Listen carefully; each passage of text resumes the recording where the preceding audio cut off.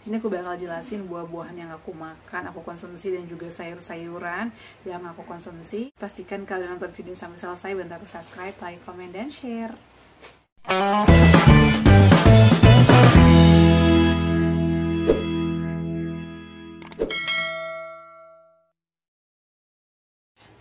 Assalamualaikum warahmatullahi wabarakatuh. Halo semuanya, selamat datang kembali di channel aku, Arifa dan Bunda. Apa kabarnya nih? Semoga semuanya sehat selalu ya. Nah, di video kali ini aku bakal berbagi pengalaman lagi ya, akan share sesuai dengan pengalaman aku dan juga menjawab beberapa pertanyaan kalian terkait asam lambung GERD anxiety. Oh ya, banyak yang nanya, Bun, gimana kabarnya? Alhamdulillah aku sudah semakin membaik. Saat ini udah bebas, sudah bisa makan apa aja, alhamdulillah. Tapi memang aku nggak boleh kecapean ya. Dan juga aku itu nggak bisa begadang. Jadi tidur aku paling malam itu adalah jam 10. Mau ada apapun itu aku harus tidur jam 10 ya. Jadi aku masih menjaga pola tidur, pola makan, pola pikir. Karena aku itu trauma dengan sensasi asam lambung GERD. Tapi untuk soal makanan saat ini aku udah bisa makan apa aja, tapi jangan berlebihan ya. Nah, jadi aku itu dispepsia organik. Untuk asam lambung GERD itu sebenarnya ada dua ya, ada dispepsia fungsional, ada juga dispepsia organik. Dispepsia fungsional ini biasanya terjadi karena faktor stres atau faktor pikiran ya, biasanya seperti itu. Karena jika sudah dilakukan pengecekan oleh dokter spesialis, atau misalnya dilakukan endoskopi atau USG, itu tidak ditemukan penyakit atau tidak ditemukan adanya luka atau pokoknya semuanya normal hasilnya ya, itu namanya dispepsia fungsional.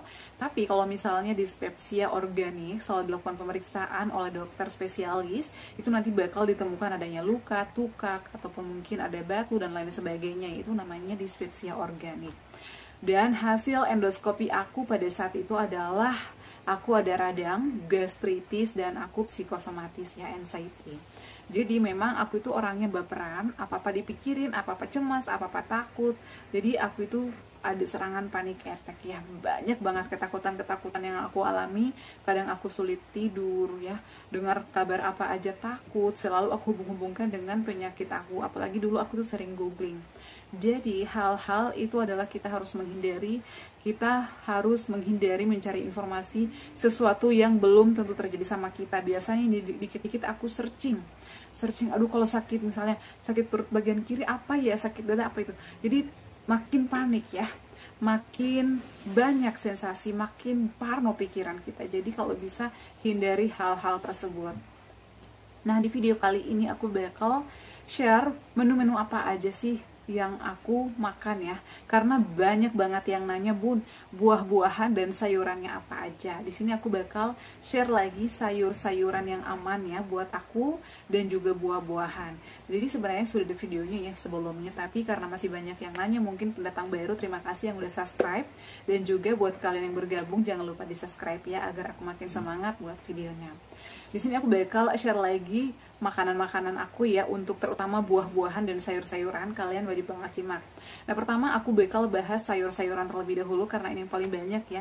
Kita tuh kadang bingung tiap hari ya, hari ini mau masak apa lagi ya, mau makan apa lagi ya, bosan menunya itu lagi, bosan direbus lagi, dikukus lagi, dipanggang lagi. Kadang aku juga seperti itu, tapi kita nggak boleh tinggal diam ya, kita juga harus mencari menu-menu yang aman buat kita dan tentunya agar kita nafsu makan.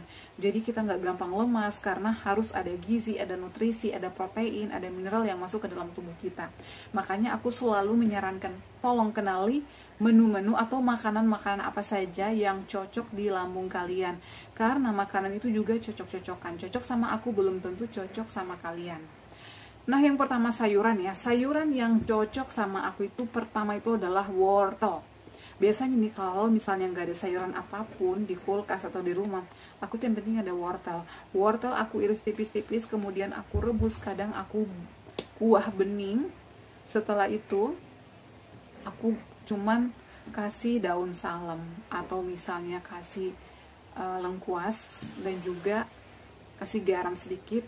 Ya udah itu aja, dicampur nasi, kemudian pakai ikannya juga bisa ikan kembung, aku rebus atau aku panggang, itu udah sangat enak banget tanpa cabai. Untuk cara masaknya juga diperhatikan ya, aku tuh hanya pakai garam secukupnya dan juga gula ya. Aku itu nggak pakai penyedap sama sekali, kecuali misalnya aku masak sop atau capcay ala aku baru tambahkan kaldu jamur totole, itu pun jarang-jarang.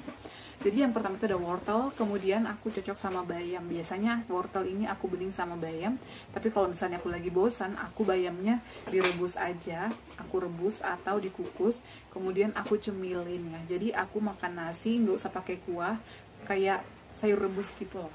Sayur rebus aku kasih kecap sedikit, kemudian tempe, tahu, dan juga ikanan ya, ikan kembung, ikan bawal, ikan apa aja aku panggang, kadang aku rebus atau aku kukus. Jadi kalau misalnya sayur aku udah direbus, berarti ikannya harus aku panggang, tergantung selera kita ya. Jadi kedua itu adalah bayam. Kemudian selanjutnya aku cocok sama kacang panjang. Kacang panjang juga aman sama aku, dan jelasnya kita itu makanya dikunyah secara halus. Kemudian aku juga cocok sama buncis, biasanya buncisnya hanya aku rebus. Kemudian timun juga aku cocok, biasanya aku rebus. Kemudian selain itu juga aku cocok sama daun katuk ya. Kangkung aku cocok, tapi jangan berlebihan karena kangkung ini juga mengandung air ya. Jadi kita kunyahnya harus halus banget ya agar mau dicerna, dan juga jangan berlebihan atau jangan sering-sering. Kemudian untuk sayur-sayuran lain kayak terong, itu dulu jujur aku jarang banget makan ya. Kayak terong hijau itu sebenarnya nggak ada masalah juga, tapi aku itu kan ada gastritis. Kalau misalnya ada terong yang aku makan, meskipun itu direbus atau dikukus, itu perut aku langsung kayak gendang gitu, perut itu kayak masuk angin gitu. Jadi aku mengurangi yang namanya terong-terongan, baik itu terong ungu, terong hijau ataupun yang lainnya. Kemudian untuk toge sebenarnya aku nggak ada masalah kalau misalnya selagi batas wajar, tapi karena dokter aku menyarankan untuk menghindari yang namanya sayuran putih seperti sawi putih ya, kemudian toge, kol, pokoknya sayur-sayuran putih itu kalau bisa dihindari dulu ya, karena itu mengandung gas yang tinggi. Tapi kalau misalnya kalian penasaran mau nyobain, boleh-boleh aja, tapi jangan berlebihan. Itu sih sayur-sayuran yang aman buat aku. Kemudian untuk brokoli aman-aman aja sih ya, bisa direbus atau dikukus ya. Kemudian pakcoy itu kan aman juga sih, nggak ada masalah. Pokoknya dicoba aja ya sesuai dengan selera kalian. Kalau aku sih itu yang cocok.